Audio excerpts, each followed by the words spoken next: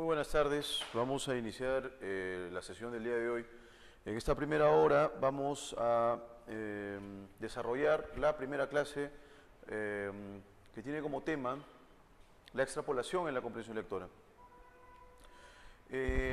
Bueno, de hecho ya a lo largo de estas semanas nosotros hemos resuelto una serie de preguntas por extrapolación.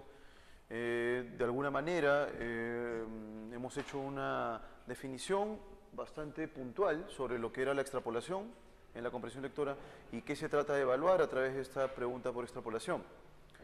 La extrapolación la definimos como la acción de situar una entidad de un contexto a otro, de un ambiente A a un ambiente B.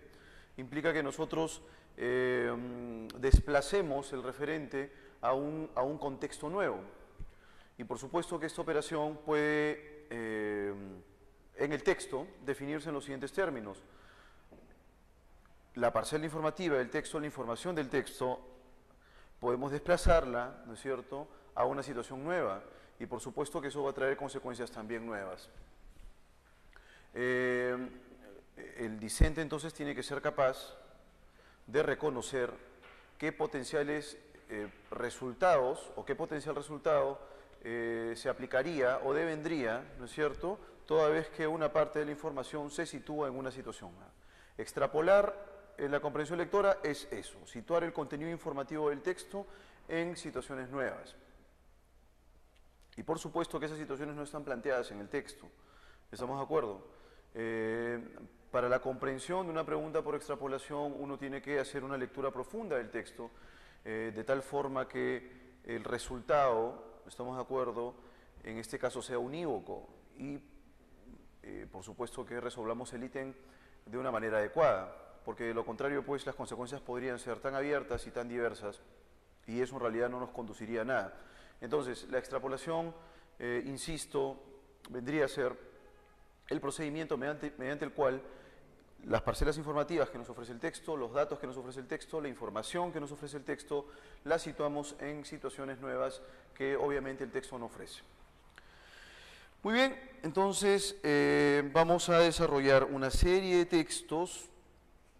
Tenemos textos de ejemplo, tenemos dos, y veamos, ¿no es cierto?, los caminos que toma la extrapolación en este caso. La manera más usual de extrapolar la información del texto es a través de un cambio de rumbo que es radical. ¿Estamos de acuerdo? Situamos en un contexto completamente opuesto una parte de la información del texto, digamos que esa sería paradigmáticamente la forma más usual de extrapolar. Vamos con el texto A, texto de ejemplo. Lo leemos juntos y luego pasaremos a desarrollar la primera pregunta. Dice acá lo siguiente: la evolución mediante la selección natural, el concepto central de la obra de toda la vida de Charles Darwin, es una teoría. Una acerca del origen de la adaptación, la complejidad y la diversidad entre las criaturas vivientes de la Tierra. Si usted es escéptico, desconoce la terminología e ignora las abundantes pruebas, tal vez hasta se sienta tentado a expresar que es tan solo una teoría. La idea de que la Tierra gire alrededor del Sol y no al revés, ofrecida por Copérnico en 1543, es una teoría. La deriva de los continentes es una teoría. Y la existencia, estructura y dinámica de los átomos, teoría atómica. Incluso la electricidad es una construcción teórica que involucra electrones, diminutas unidades de materia cargada que nadie ha visto jamás. Cada una de esas teorías representa una explicación que ha sido confirmada hasta cierto punto por medio de la observación y los experimentos.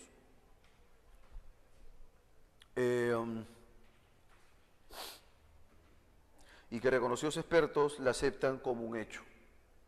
A eso se refieren los científicos cuando hablan de una teoría, no a una especulación fantasiosa y poco confiable, por tanto, sino a una afirmación explicativa que se ajusta a las pruebas. Aceptan dicha explicación con confianza, pero solo de manera provisional. Las toman como la mejor visión disponible de la realidad, cuando menos hasta que aparezca una mejor explicación o bien datos incompatibles. Muy bien. Entonces, la pregunta por extrapolación que se plantea, la pregunta número 1 es la siguiente.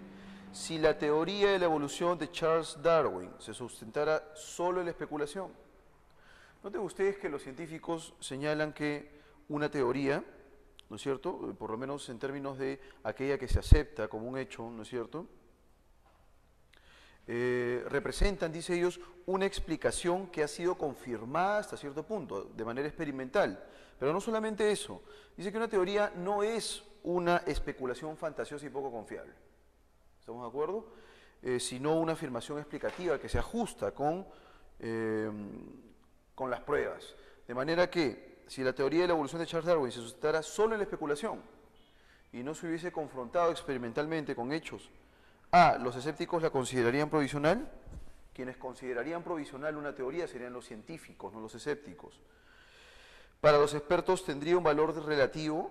Si es poco confiable, no tendría ningún valor más bien. C, carecería de relevancia en el ámbito científico. Por supuesto que esa sería la clave. Si la teoría de Charles Darwin simplemente se desarrollara en el terreno de lo eminentemente especulativo, ¿no es cierto?, sin mayor confrontación con los hechos, sin la aplicación de un determinado experimento para corroborar esta propuesta, ¿no es cierto?, esta carecería de relevancia en el ámbito científico. Muy bien, pasemos a la pregunta número 2, pregunta de extrapolación. Si un experto, mediante la observación o experimentación, descubriera datos incompatibles con la teoría de la relatividad, se corroboraría el carácter falible, es decir, el carácter que puede fallar de toda teoría. La actitud escéptica de los ignaros, de aquellos que desconocen ciertos hechos, tendría asidero. Dicho experto llegaría a formular una ley inconcusa. Inconcuso es sin duda ni contradicción. D, se objetaría la plausibilidad de las teorías científicas. E, Einstein sería catalogado solo como un especulador. Bueno, en realidad la teoría de la relatividad es una teoría muy importante planteada por Albert Einstein, por supuesto que no la única. En primer lugar, diríamos nosotros lo siguiente. Los científicos señalan que la explicación que ofrece un paradigma teórico es solamente provisional. La comunidad científica acepta la teoría hasta que aparezcan datos incompatibles, ¿estamos de acuerdo? O aparezca una teoría que ofrezca una explicación muchísimo mejor.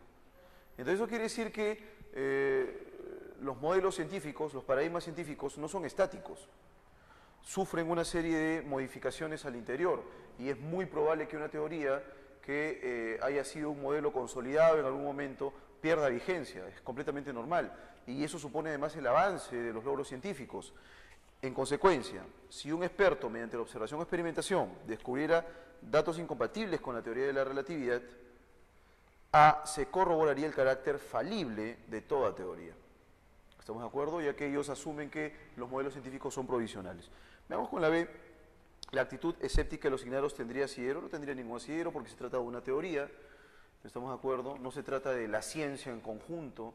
La ciencia en realidad, o los ámbitos científicos son tan diversos, una teoría en realidad, o en todo caso, la invalidez de una teoría no permitiría pues aceptar o validar la propuesta, la tendencia, la posición de los escépticos. C, dicho experto llegaría a formular una ley sin duda ni contradicción. No, porque ya hemos dicho lo siguiente, si este experto encuentra datos incompatibles, es muy probable que él plantee una teoría así, pero esta teoría también se puede renovar, dado que toda propuesta, ¿no es cierto?, es una propuesta provisional. D, ¿se objetaría la plausibilidad de las teorías científicas? No, en realidad, porque se trata de una sola en realidad no desmerece al núcleo científico en realidad. E, Einstein sería catalogado solo como un especulador en absoluto. Noten ustedes que una propuesta científica, al confrontarse con la realidad, ¿no es cierto?, puede ser verificada o puede ser falsada. De manera que es muy importante el tema de la verificación, estamos de la confrontación con los hechos. En consecuencia, la alternativa sería la alternativa A. Muy bien, a continuación tenemos un segundo texto de ejemplo, es un pequeño párrafo, y además cuenta con una sola pregunta. Les doy 3 minutos para que puedan resolverlo y luego pasaremos a la confrontación de clave.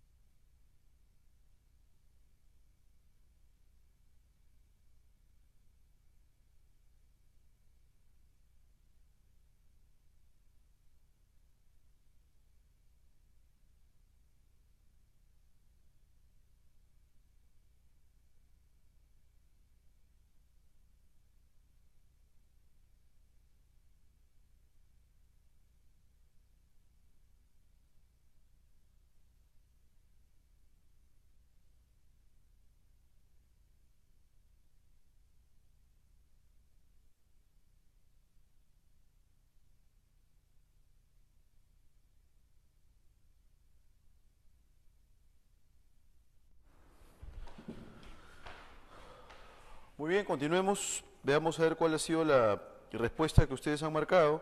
Dice acá lo siguiente, ¿no es cierto? Si un docente de una zona socialmente marginal asumiera un compromiso similar al del científico social, bueno, el científico social tiene en realidad una forma o una lectura de lo que es su desempeño como profesional, porque acá dice lo siguiente, ¿no es cierto? Esto representa para el científico social un compromiso necesario e ineludible con el momento y el lugar donde actúa, pues de otro modo tendría que negar la necesaria dependencia que existe entre el hombre y la sociedad que lo mantiene. O sea, por ejemplo, un docente que viene al aula, dicta su clase y se va, ¿no es cierto? Es un docente que no se involucra con el desarrollo de sus alumnos, probablemente no le interese. Si el docente tuviera una visión social, se involucraría, se comprometería con el contexto en el que se está situando en ese momento. En consecuencia, ¿cuál sería la respuesta? Si un docente de una zona socialmente marginal asumiera un compromiso similar al del científico social, probablemente en su labor académica tendría una conducta intachable y apolítica, ajena a la política, estaría plenamente comprometido con la problemática de sus alumnos, estaría muy infundido, muy imbuido, dice acá, persuadido, infundido, de las corrientes pedagógicas más reconocidas, se esforzaría por capacitarse y obtener reconocimiento académico, cultivaría en sus alumnos valores de honradez, tolerancia y respeto. O sea, si el docente de una zona marginal asumiera un compromiso similar al de científico social, la consecuencia sería que estaría plenamente comprometido, se involucraría con la problemática, ¿no es cierto?, de sus alumnos, en virtud de que ese es el contexto que permite que él se relacione, él como individuo se relacione con el plano social. Muy bien, vamos con el segundo texto. Tenemos ejercicios, tres textos. Voy a darles 10 minutos para que puedan resolver los tres y luego pasaremos a la confrontación de claves.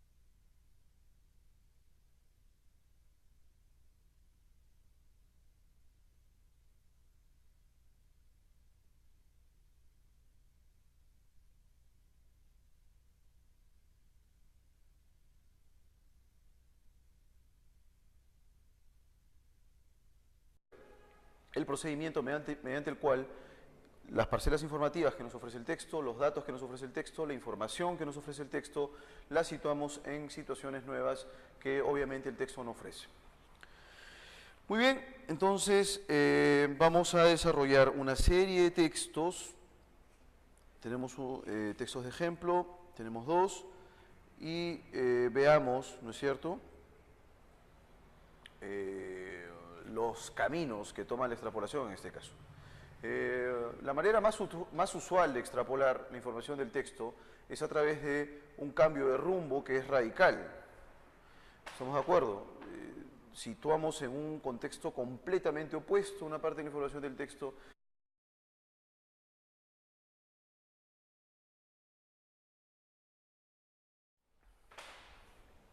Muy buenas tardes, vamos a iniciar la sesión del día de hoy.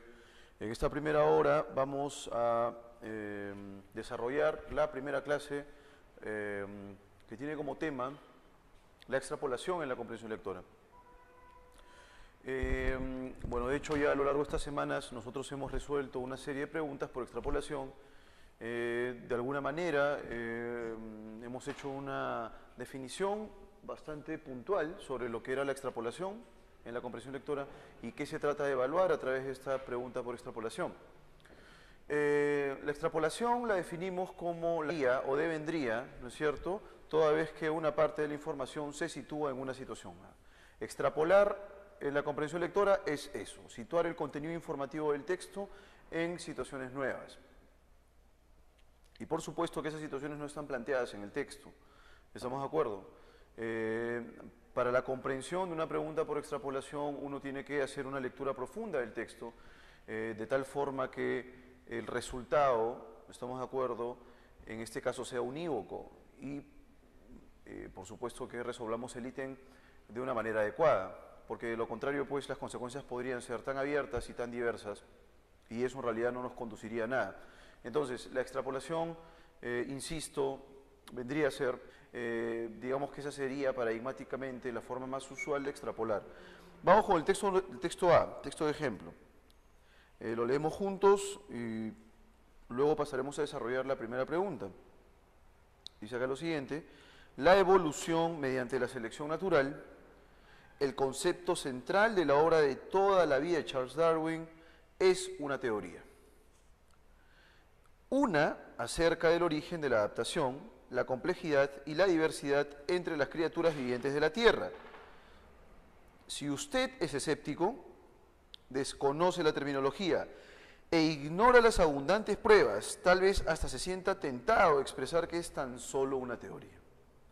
La acción de situar una entidad de un contexto a otro, de un ambiente A a un ambiente B, implica que nosotros desplacemos el referente a un contexto nuevo. Y por supuesto que esta operación puede, en el texto, definirse en los siguientes términos.